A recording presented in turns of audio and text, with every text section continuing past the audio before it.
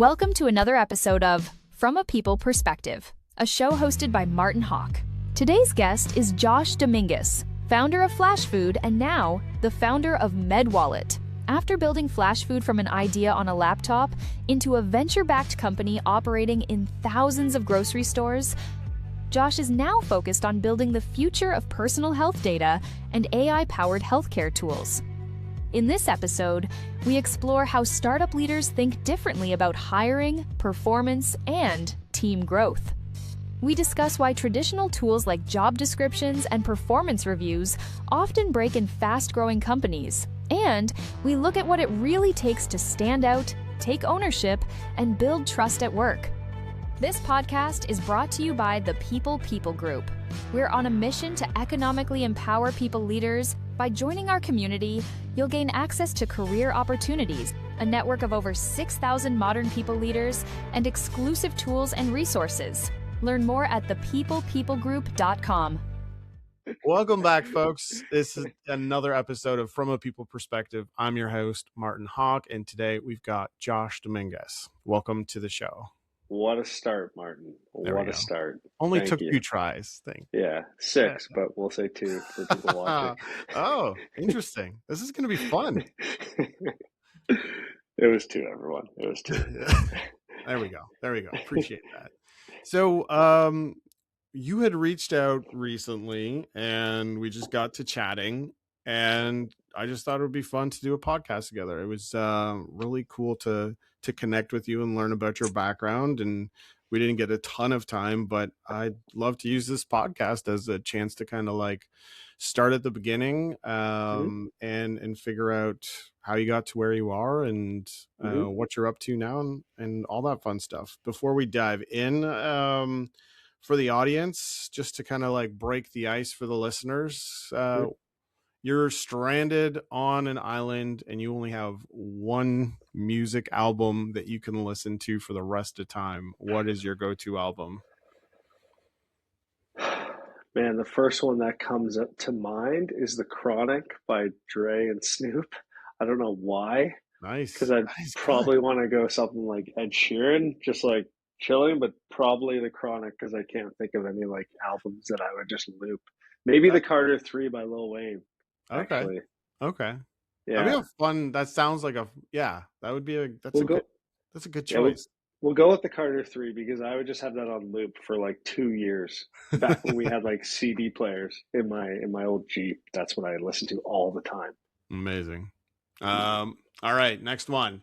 In terms of midnight snacks, where do you lean? What are you reaching for in the pantry or the fridge or freezer? Yeah, well, I'm trying to lose weight right now. So trying for air and water, carbonated water maybe, but like my go-to would be chips probably, like ketchup or all dressed. Those are my go-tos. Like a Lay's or Ruffles, which exactly, yeah, Lay's ketchup and then Ruffles all dressed.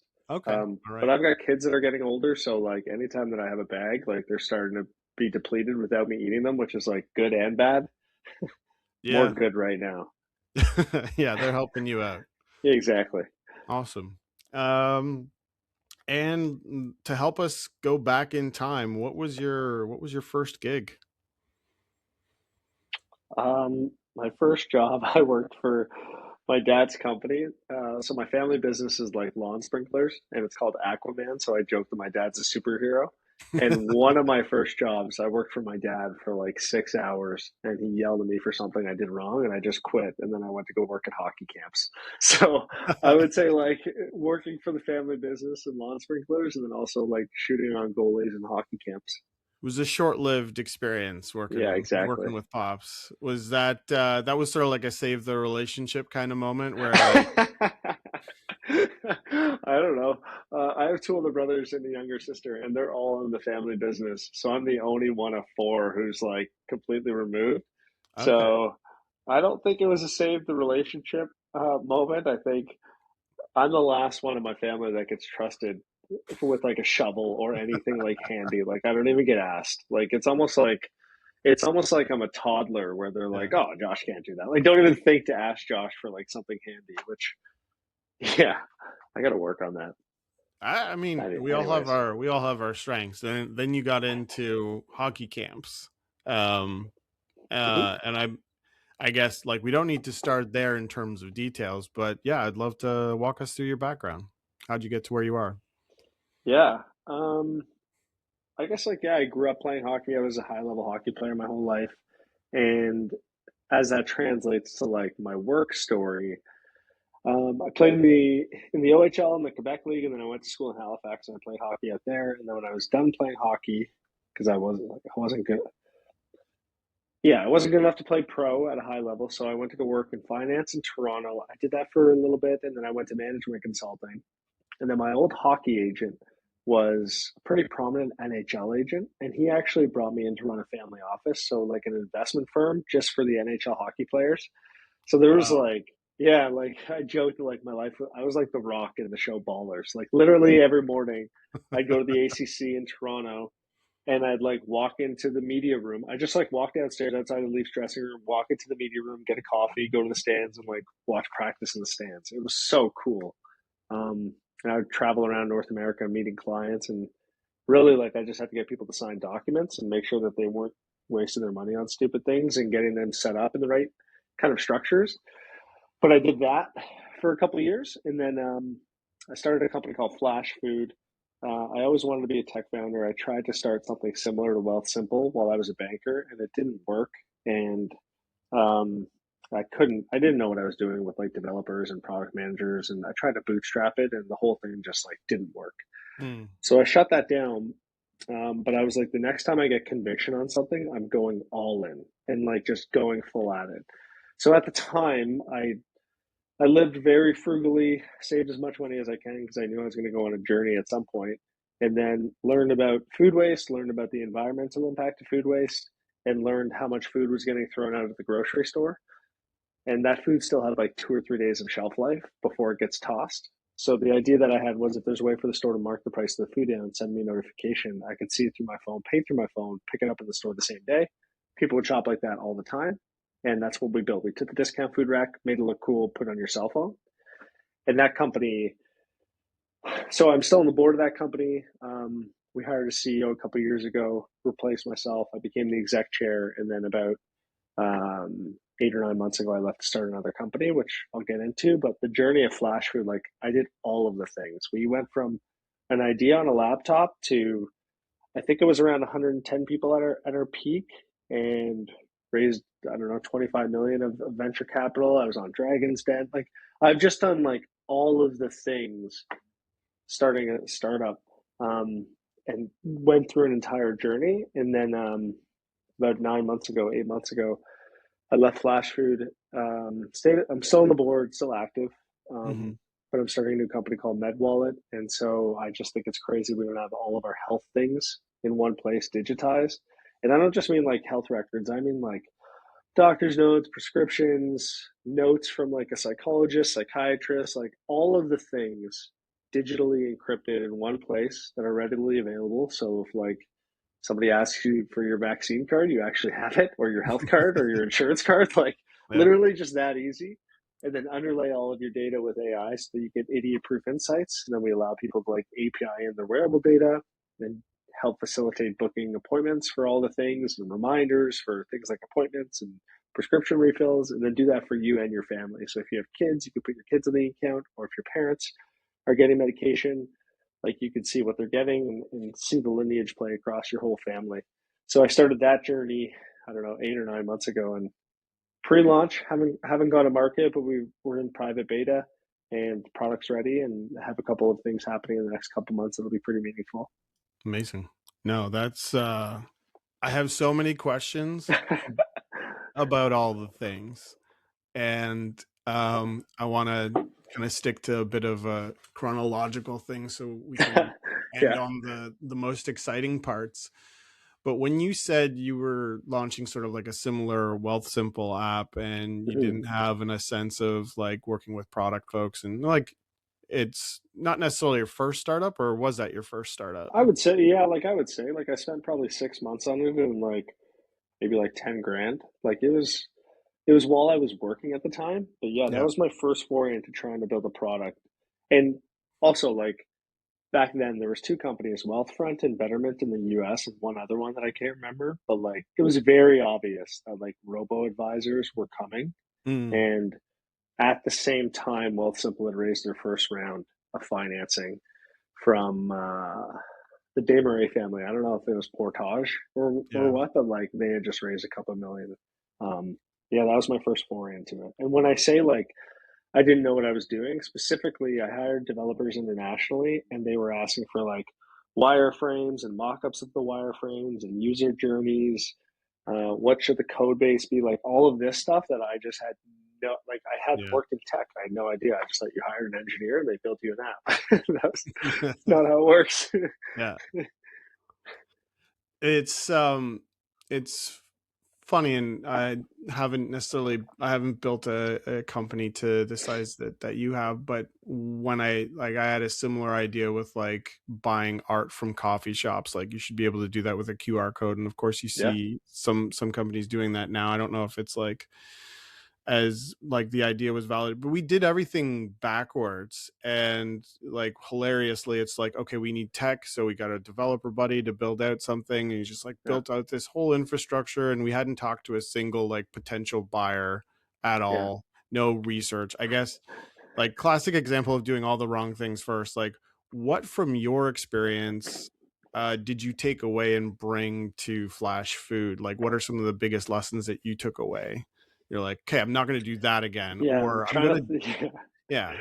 yeah. I'm trying to think of it at that time because the first version of Flash Food was built by a developer named Nazima, and Nazima would only talk to me on Skype and like not voice or video, just like literally typing. And like Nazima could barely speak English. Yeah. And if you reverse Google the image of Nazima, it's a famous Chinese actress. So I joke that like I have no idea who built the first version of Flash Food. I have no Wow. idea where in the world they were. And the thing that I did differently the second time was I went and got wireframes done before I hired a developer internationally who like ended up redoing somebody else, an agency in Toronto redid all the wireframes, but like I had the map of what the app looks like before I brought in an engineer. Hmm. And yeah, it worked. It worked for a one store pilot, thank God. And then we just like built the app from scratch with Cassette, a pretty high end agency in Toronto after that. But Yeah. that would be that would be the thing that I learned the most from like that first kind of like foray to the next one is you need a roadmap for whatever you're gonna do. You can't just like hand stuff to people and they're people won't understand exactly what you mean if you don't communicate. Like this sounds so obvious. Like but there's oftentimes even with working with me where like in my mind things are the saying is what's obvious to you is not obvious to everyone, and it took me a long time to learn that. It's obvious. I like that. I like that. Yeah, And in terms of anything else that you took away from that experience leading into FlashFood?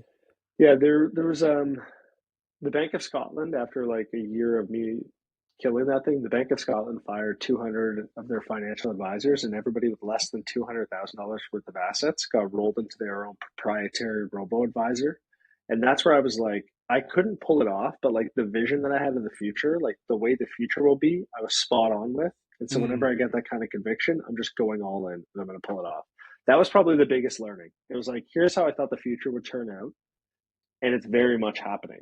Like right. Wealthsimple at that time had raised like 20 million again, and then the Bank of Scotland did that thing, and then all the dominoes have fallen since then. Um, That's yeah, interesting. It's like an intuition or an instinct, the ability to sort of like predict the future, and then you make those own bets, or you have those own ideas on your own, and then seeing it kind of come to life. That gave you sort of confidence in, okay, next time I have a big idea, I'm just going to go all in on it because I was right yep, that one time or yep, for a yep. couple of times.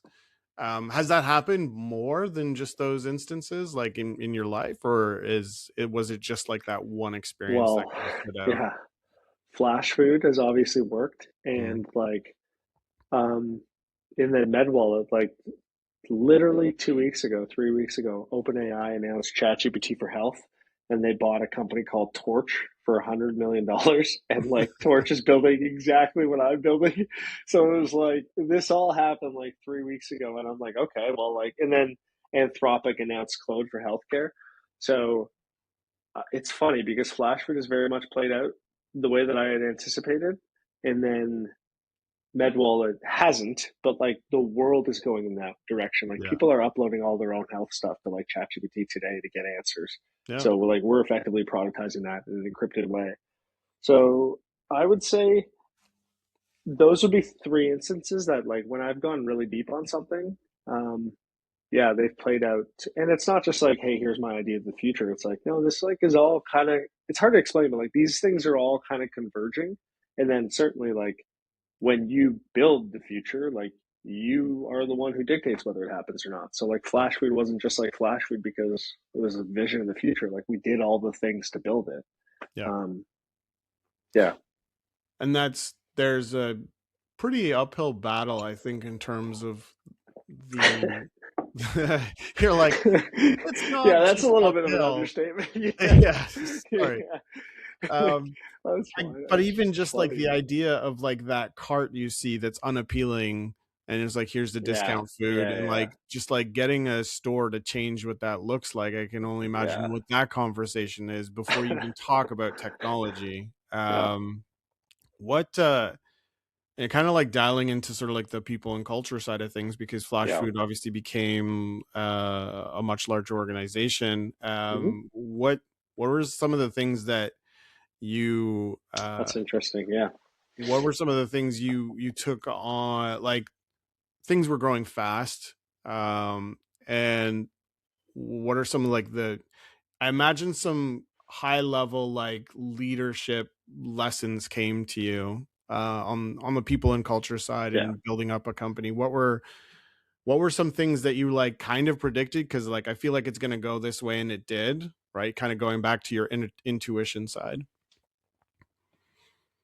Yeah, so there's a couple different ways to answer this. The first is that one of the reasons why, so like we are now in over 2,000 stores, and on a daily basis, these store employees are like scanning product out of their system and scanning onto FlashFood.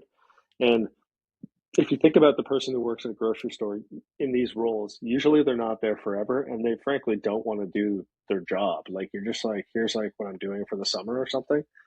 So the focus to those people was we have to be the most fun thing that they do every day. And like that's how the software has to work. And they have to know that this is impacting families because it's reducing the environmental impact of food waste, but it's also feeding families affordably. And so from just a people perspective, like it's not like, hey, here's this other app. We have to figure out how to communicate those things. It's like the thing that you do right now with FlashFood will make an impact today on a family. And I think that was just like a really important. I mean, that was the biggest differentiator. It wasn't the app. It wasn't like it was that. It was connecting with people. And then from a leadership perspective on the journey, there's so many different things that I learned. Yeah. One of the funniest stories that I go back to is when like COVID hit, we ended up doing a salary reduction of a third of the salaries, and we didn't fire anybody. And this was like right at the beginning when we had no idea what was happening. And so we had a call, and I put the laptop, it was a remote call, and I put the TV on in the background, and I threw the news on so it just looked like I was like important. And I was just like talking about like, hey, like unfortunately this is what's happening to our revenue dropped like 80% in like 2 days. We literally had a board meeting, and it's like, okay, let's like model out what happens if we're down 50 or 60%. This is worst case scenario. Flew back 2 days later, it was down like 85%. So it's like, okay, cool. So we had a board meeting or a company-wide call, and this is also like I have no idea what's happening in the world. Nobody that I talk to knows what's happening in the world. And so we tell everybody we're cutting salaries by a third, and we're not going to fire anybody. And in the back of my mind, like the intention was always, as the business comes back up, we'll pay people back their lost wages and make them whole. But I couldn't promise that at the onset because you have no idea what's happening. Funny enough, though, during my meeting, Justin Trudeau is on stage on TV behind me talking about the wage subsidy for companies and how they're going to give companies like an 80% wage subsidy or something. And so as I'm giving this talk, the first question that comes up is like, are we going to take part of like the wage subsidy where we're like covered on wages? I'm like, what are you talking about? He's like, it's right behind you on the screen. So I'm like watching Justin Trudeau on stage. I'm like, I don't know. I have no idea what's happening. Like if I go outside, I'll drop dead. Like, I don't know, man. Give me a second to read some of this stuff. So probably the learning from that was like a very important learning in terms of like just being open with people through the journey on like what's good and what's not good and what's happening and what's not happening is just like it's just kind of table stakes.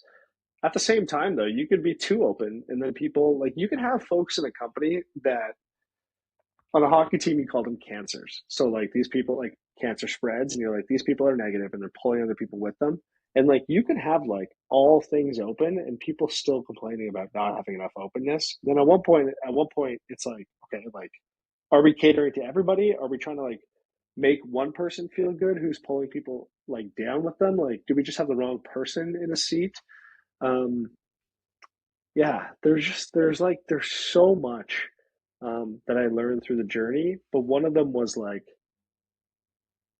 yeah, I mean, like, look, during that time period, somebody, one of the staffers, this is a story that I haven't told, but like I'll never forget. One of the staffers is like, this is bullshit, like blah blah, cutting salaries by a third. So I had a call with the person, and I'm just like, look, like we're like, I don't know what's happening either. Like I'm trying my best to like not fire people, but our options are literally cut salaries or cut headcount. And they're like, well, I send money back to my family and all this stuff, and this is gonna hurt.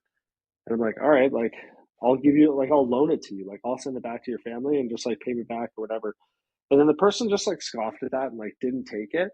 And then things got back to normal for the business. And this person's like great at what they do. They were like a meaningful person in the company for a while. And then fast forward like a year and a half, like all things are back to normal, and their boss gives them like a $10,000 raise. And their comment was like, "This is the first time I've ever felt like a company had my back." And I was like, "That is Mm, such bullshit." yeah. Like, and I can't say that to anybody. I can't tell anybody the story. Like, but I was just Yeah. like, "This is like, here's a person who's like complaining about how bad things are around like what we're doing to other people, and like."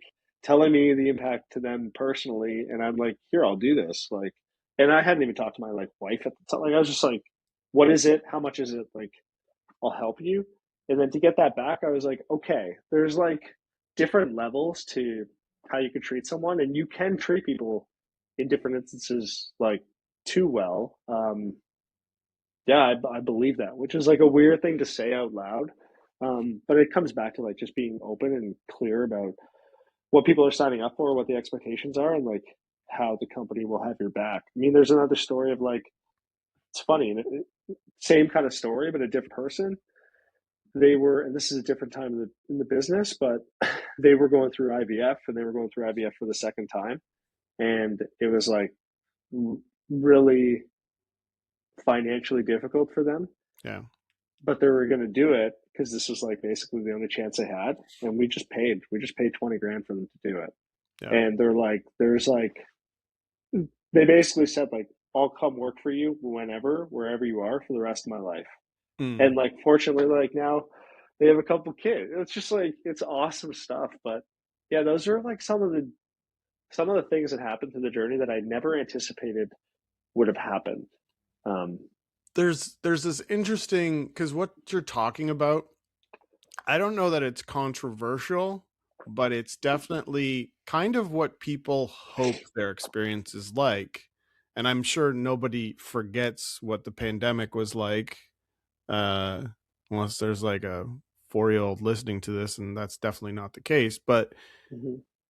at that time, shortly after, like for Flash Food to just cut salary as opposed to reduce workforce by 20%, 40%, 50%, whatever, like that's, you're already an outlier as a business. And I mean, that's probably, that was a harder choice financially as well, in the Mhm. sense that like normally any board would be like, okay, 80% revenue lost. So like that in itself kind of stands out. But I guess there is a level of like, hey, we're going to do things differently, this is why. And it kind of like skirts that, like, are we a team or are we a family kind of thing. A lot of people in Yeah. the HR spheres like, don't, we're afraid of saying, don't say we're family, because at the end of the day you're not. But then there's this element of like, hey, looking at it from a humanity perspective, and like, hey, you're going through IVF, it's expensive, you've tried, this is your second time around, we're just going to pay for it because we care about you,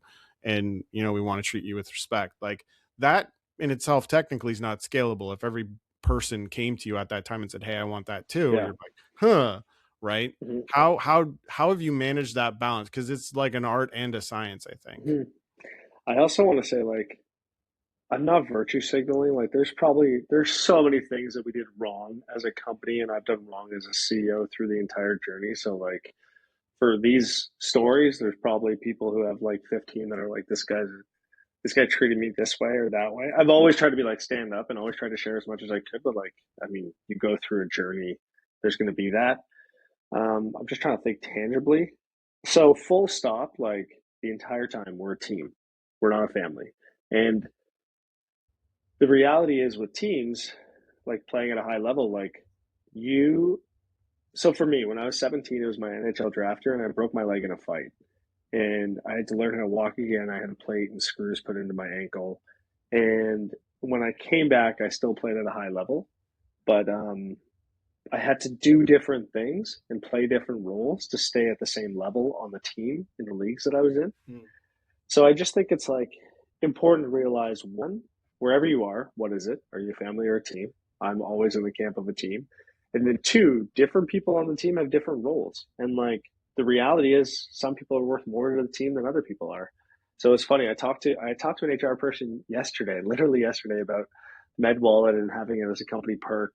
And one of the reasons being your employees could be more organized from a health perspective so that like they don't miss something when they go to a doctor's appointment and have to take more days off. And this person's like, well, if my team, people in my company don't have their lives organized, then I would fire them. And I'm like, you're going to fire your like CTO because they don't have a report for a doctor's office and they have to miss another day? And they're like, well, no, I wouldn't do that. It's like, yeah, like um, there's different like levels of people in a company that bring different skill sets that frankly have different value to the company. And I think we as employees and as people through our career need to realize that. And like, that's not to say you can't up level and become more important to a business over time and have more of that like leeway, but it's just the truth. It's just like flat out the truth. So I don't lead with that. Um, what we did at FlashFood and what we're going to do at MedWallet is we had what's called culture boards. So at the beginning of the journey, we were like, there's 5 of us on the team at the time, and it's like, okay, how do we want to treat each other? And we ended up like coming up with like a few themes, and we put them on boards, and we like tied them to like pop culture references. So for climate change, the slogan was like "fuck climate change," and it was a picture of a polar bear and a melting ice cap. We had one that was deliver a great product, and it was Steve Jobs with the first Mac computer. Ducks fly together, and it was the old Mighty Ducks movie picture, and it was like you have each other's back. And then how we reinforce that, because nobody ever remembered all the culture boards, but how we enforced that was we had stand-ups every week, whole company wide, and at the end of the stand-up we had what's called shout outs. And so you just like shout out a colleague that did something that week that was like meaningful, and then you tell the entire company what happened and you tie it back to a culture board. And what ended up happening is like if the first person said like deliver a great product, then all of the shout outs would be deliver a great product, even if it was like something completely different, because like nobody remembered all the culture boards. But it was a way to institutionalize learning and culture. And yeah, it was interesting. So those are some thoughts I have. Yep. So one of the things we chatted about at the very beginning was sort of like hot takes, and it was sort of like give a one word answer for performance reviews, and you know where this is going. Yeah. What's your take on that? And like in a kind of factoring in what you just talked about, right? It's like Yeah. you want to empower the organization and the team to have like great culture. What there's an angle here. I'd love to hear it, but your take on share your take on like performance reviews. I think like so we did a couple things in the life of the company, and notable for me is I never had a performance review in my career as an employee. I went from company to company to company. I started FlashFood, so I jump started a company. Um, and what we did early on at FlashFood is people who are doing great, like let's just pay them another 10 grand or like 15K, like just give them a salary bump. Like they're obviously doing better and like going over and above, learning, being a good teammate, like just pay them more. And then when we got like to 30 people ish and like had an HR function, like we were still doing that, but then it kind of got awry because then you'd have like different people getting pay bumps for different reasons, and it's not fair across the board, which I understand.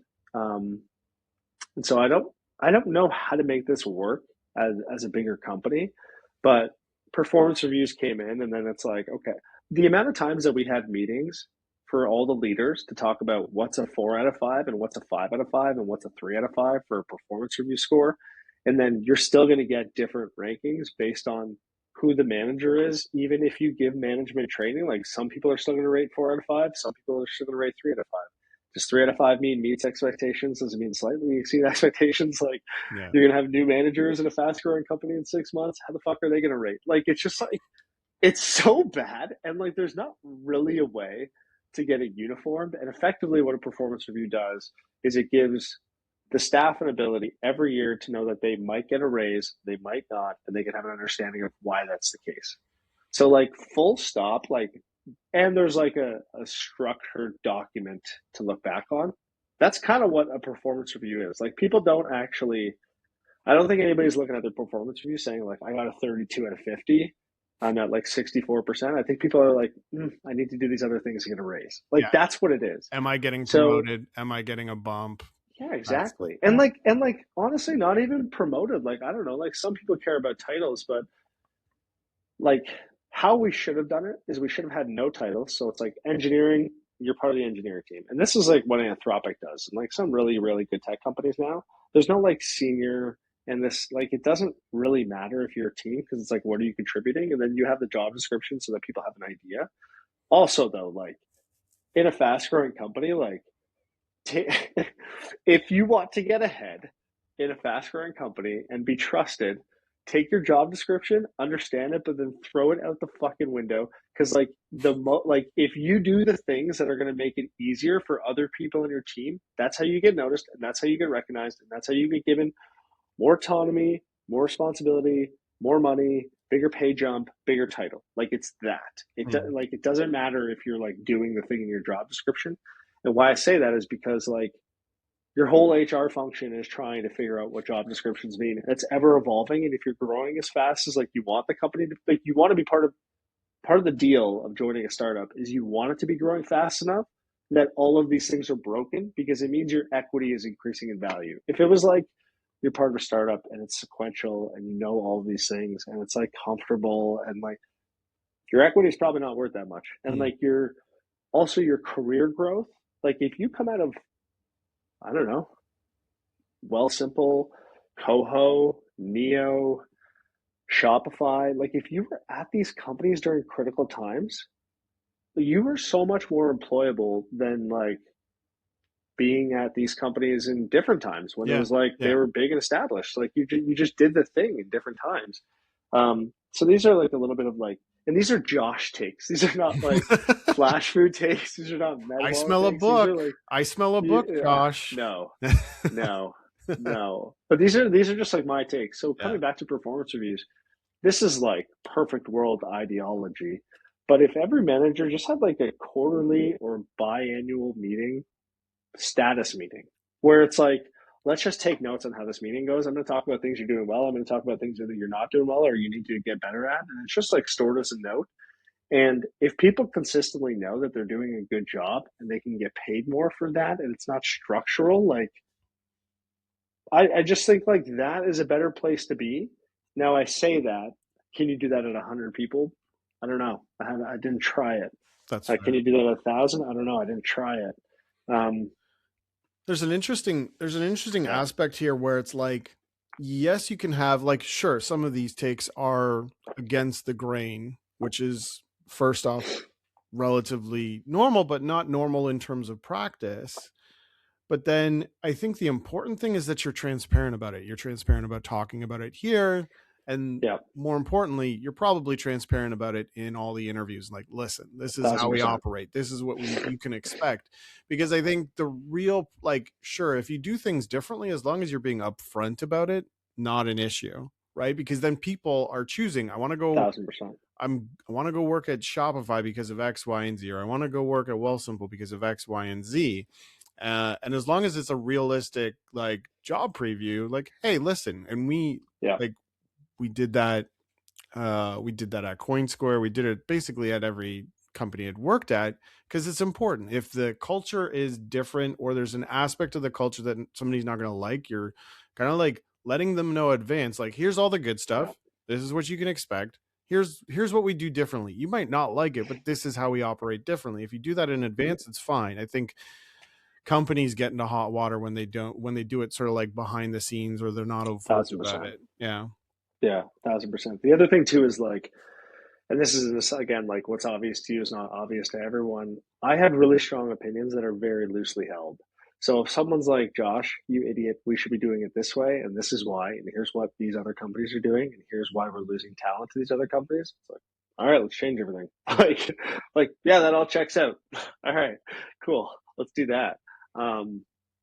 Yeah, and like, as long as you have that kind of openness and like humility, they go part and parcel. So a lot of things that I'm saying, if it's coming from somebody who has high ego that like needs to be seen all the time and it has to be their way or the highway, like, none of it works. Yeah.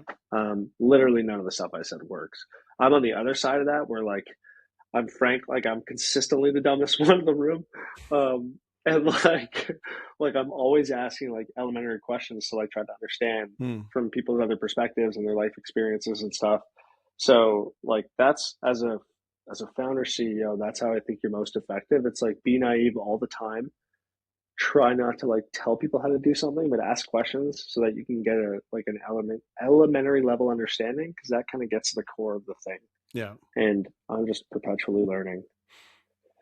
Two is like, I've always been a leader on every team I played for growing up, and so I could spot a bad teammate like a mile away. And we had a situation where this was more important to me than any like CEO review I ever had. We had an engineer who we brought on. I could share the whole context of this. So we were like 6 people at FlashFood at one point, and it was like a 1-bathroom, 2-story loft in Liberty Village, and we had 1 female employee and 5 guys. And the female employee would come in once a week, and I remember just looking around, being like, "What am I doing?" Like, and this was when like everybody was talking about numbers, and I'm like, if we don't start aggressively like trying to fix this now, like, we're fucked. Like, if you don't like are aware of it and like try to change. So I say that because like, what I did is I DM'd every like female leader in tech in Toronto that I could, had a bunch of coffees, told everybody what I was like thinking and how to like solve for this. And we brought in an engineer. She was incredible, complete badass. I'm just like, I don't talk to her all the time, but when I do, it's always like good interactions. And she was at FlashFood for like maybe a year, and it just like wasn't working for whatever reason. It just wasn't working. And finally she's like, "Hey, I'm giving my notice. I'm going to move on." And I'm like, honestly, I think that's the best case, because like, you and your manager aren't seeing eye to eye. And like, it's just, I basically recruited her because she was an engineer, and like, the job didn't fit her skill set. So it was just like square peg, round hole the whole time. But before she left, we had an office in Liberty Village, and it was like the 3rd floor of this old historic building that wasn't getting torn down. And it was like there's 5 rooms, and every room was an old apartment building, like condo apartment unit. So that was the office setup. We had the whole floor, and she was like a week away from leaving, and she was in the front room, and there's a boardroom there. And we had one of our senior folks, I guess, yelling at an intern, like yelling at them, cutting them down. But so she comes out of the room and she's like, "Hey, like, just so you know, like, this is happening." I was like, "What are you talking about?" She's like, "I was outside the room, and so was just losing it on so-and-so and completely cutting them up." And I was like, "Okay, like, this person has no incentive to tell me. There's no benefit of them telling me. Like, they're literally leaving in a week." She's just like kind of chilling. She's not even working at this point. I don't even know why she's at the office.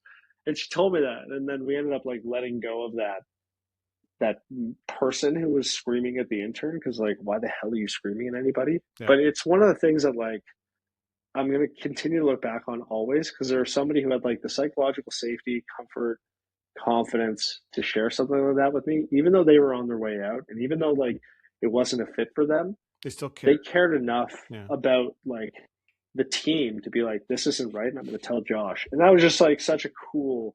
I'm so grateful they did that. You That is a cool story. And like you can't get those moments all the time, and you don't always get that level of care from everybody on the team all the time, but like as much as you can foster it, that's awesome. I guess one of the things that you mentioned briefly is like you can spot a bad teammate from Teammate. like a Yeah. mile away from your sport. Like I'd love, like, give Yeah. us a crash course on, a, how it relates to sports and how you translate it into business. On sports, you're like constantly, if you're the best on your team, you're moving up to the next level, and you're very rarely the best at the next level. And that just doesn't stop until you get to the Olympics and you're a gold medal, or you're in the NHL and you're Sidney Crosby or Connor McDavid. So you have to adapt at every level to fill a role on a team, and you have to do it in a way where you're driving value to the team. So there's like this role in hockey where if you're a stay-at-home defenseman, it basically means like if nobody notices you, you're doing the best job that you could do. Literally, like you never make mistakes, so like nobody's ever getting behind you. You're never coughing up pucks. You're just doing the simple, small things and getting the pucks to the right people. And there's NHLers that have made however many, 50, $100 million, like having a full career on just doing simple things and like being a stay-at-home defenseman. And I share that because those people were not stay-at-home defensemen their whole careers. They were probably the best people on their team at different levels. And as you get to higher levels, you have to adapt to different roles. And in terms of like the signs of telling a bad teammate, usually somebody who says I a lot instead of we. And it's usually somebody who's like always friendly and always happy all the time. Like if I like know somebody's going through something really shitty at work and they're like managing up to me in a way that's like superficial, it's like, look, like I know this is miserable, like tell me the bad stuff. And if you Mm, can't like open up to the bad stuff in even like the worst kind of situations, it's like what else are you hiding from like a level perspective? And then how are you treating people around you and people below you if this is how you're acting all the time? So that was actually really, really hard. It was a really hard thing to like to do and implement when you're remote only. And it was also harder as we got bigger as a company. And yeah, just how people treat other people is like the biggest way. I guess particularly like how people treat other people that are below them in different parts of the organization that they're never going to work with or have to work with. That's the other thing. And a subtle thing could be like somebody asks a question in a Slack channel and like you just like ghost them and like don't get back to them. Like that's a bad teammate. yeah. Obviously, if it happens once or twice, but if it's like a consistent thing and several different people are like, "Oh, that person never answers me," it's okay. Like it's not a good teammate thing to do. Yeah. So hard tactically to understand it, but those are some of the things that I think of.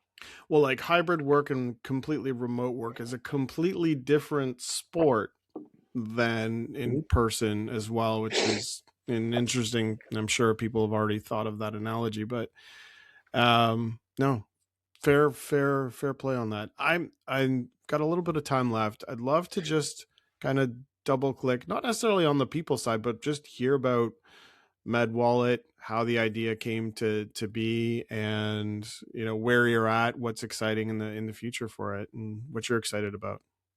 Yeah, there's a couple of stories that are like what kind of formed it, but at a high level, I just think it's crazy we don't have all this stuff in one place. And so, like, our data, like our most important data sources are finance, but even before that is our health data. Because if you had all of your health data of everything that's happening with you in a way to like see it digitally and you parse that with AI, like you're going to get insights for yourself that like are going to save your life basically at some point. There's like a spike in colon cancer for young people now. Like there's just all kinds of things happening in the world. But the story of like the inception of thinking about it was there's two that come to mind. One is my sister-in-law. um, she was going to start at Toronto Western as an ER doctor. She was a valedictorian and McMaster in med school. And she ended up starting as a patient the same week she was supposed to start as a doctor. And she had a sarcoma, a tumor on her skull. They didn't know it was a tumor. And then like she got biopsied by her friend. And it's like, okay, let's check this out. It ended up being a sarcoma, very aggressive form of cancer. Did the whole journey of all the things. Her dad was a retired ENT chief of surgery. And so seeing them go to different medical appointments. And like Barbara had like skin grafts, bone grafts, like so many different convoluted, challenging things. Seeing her go to these like appointments and having like binders to carry with her, and her dad being there too, and the doctor's telling you one thing and you're hearing it, but you're also not hearing it because like they're basically like you're going to die.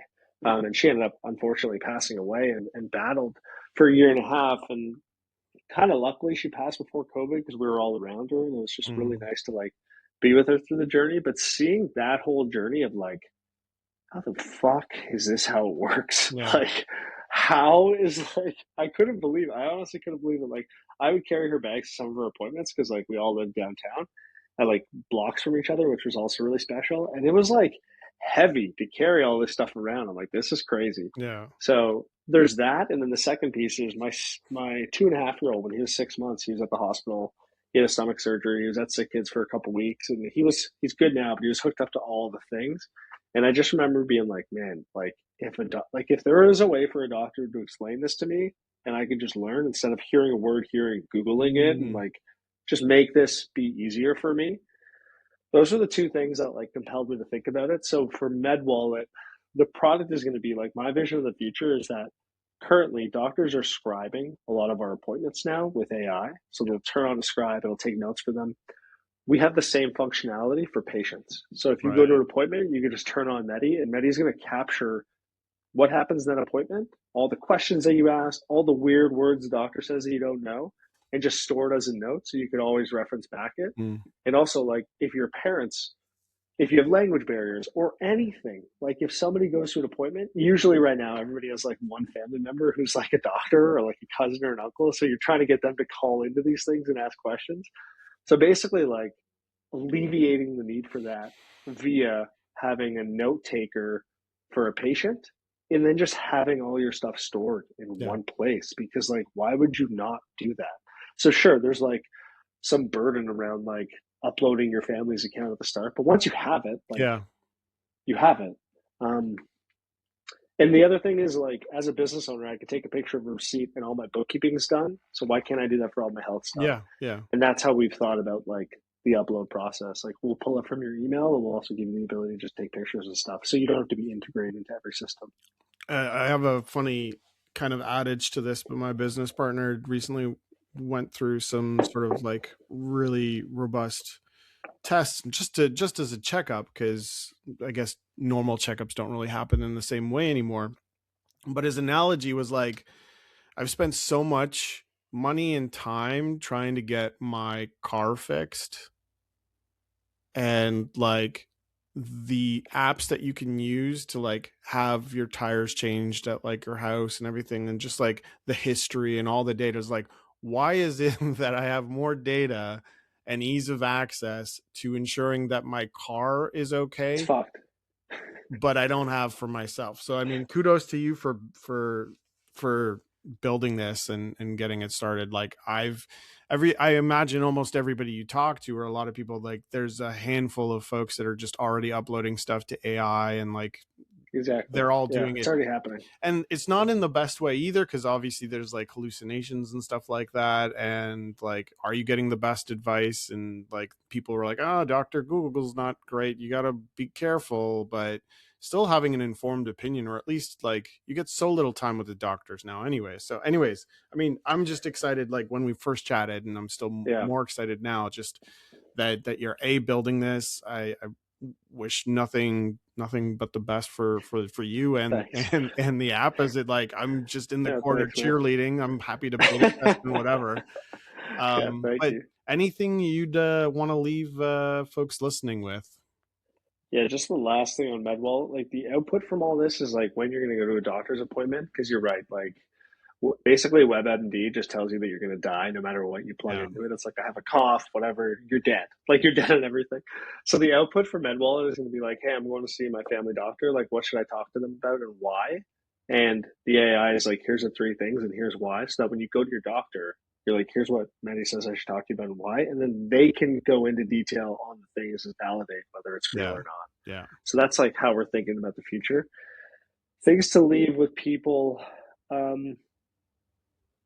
I think, especially for like the people group, I think that, so I've had some really incredible people leaders at FlashFood through the journey. That's one thing that I look back on that I'm so fortunate of. Like, I had my right hand person, Kat. She was amazing for years, had my back and had the company's best interest. And then Megan, who still leads all things people at FlashFood, like just incredible. And there's been others along the way, but especially with AI doing what it's doing, I think being human and like taking off the shield of like, this is Josh at work or this is Martin at work. And it's like, no, this is Martin and this is Josh.